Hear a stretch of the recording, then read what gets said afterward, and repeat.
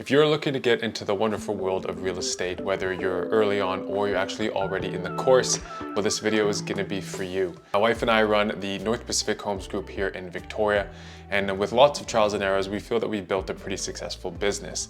Now, this video is meant to be a tip for all you new agents. It's not intended to be any sort of clickbait, but an honest opinion of what I wish I did when I first started.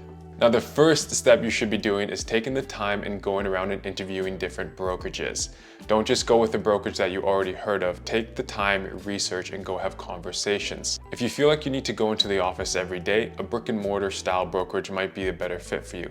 However, if you're more self-directed, you could do a virtual-based or a cloud-based brokerage. So after you decided what brokerage you want to join, part and parcel of this is figuring out if you want to be on a team or if you want to start off as an individual. Now, I was stubborn when I first showed up and I decided to go off as an individual. However, if you do join a team, you're essentially already joining a well-oiled business. Now, they're going to have an onboarding program for you and essentially just have you hit the ground running. There is a caveat with this, of course. When you join a team, you are signing off on a contract. So you want to make sure you understand who you're signing up with, do their values align with you, and exactly what are in the contents of that contract. More often than not, what's going to happen, and this is essentially with all teams throughout the business, is that if they're investing that time into you, of course, they're going to want something in return. So there are going to be team splits that you have to take a look at. Team splits, of course, if they give you a lead or even if you generate that business on your own. And when you leave that team, make sure you understand what's going to happen to that business. Any clients that you bring with you, essentially it still owes back to the team as well. So starting off as an individual is a much steeper slope. You don't have that team to collaborate with and learn from. You're on your own, but all of the business that you do generate is going to be yours. Another thing that I wish I took with more importance when I first started is treating this like a business. And it is a business. You're a sole proprietor here in BC.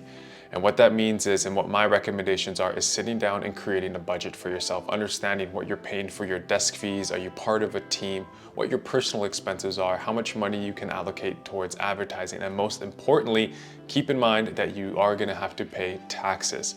Now, when you get your first commission check, taxes will not be taken off of that check. And when April rolls around and those taxes are due, you want to make sure you've had a plan in place in order to pay that bill.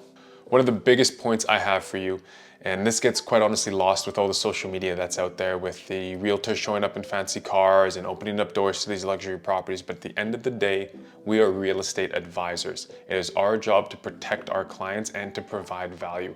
So when you first get licensed, you can sit down with your managing broker or go to a seasoned veteran in the office and go through the contract, understand what each clauses mean. What are the implications if they're removed, if the signatures are not signed off on? What do these disclosure forms mean? If I am a buyer and we're going and looking at properties and I have a house to sell, how can we incorporate that into the contract? You want to grow your real estate career. You want to be successful in real estate. The best way that I can do that, or explain it to you, is providing value to your clients and keeping their interests at the top of your mind. Also keep in mind, as soon as you get licensed, you are considered to have the exact same knowledge and liability as somebody that's 30 years in the business. So please take the time and understand the contract. And this leads right into the next point of taking the time to learn from others.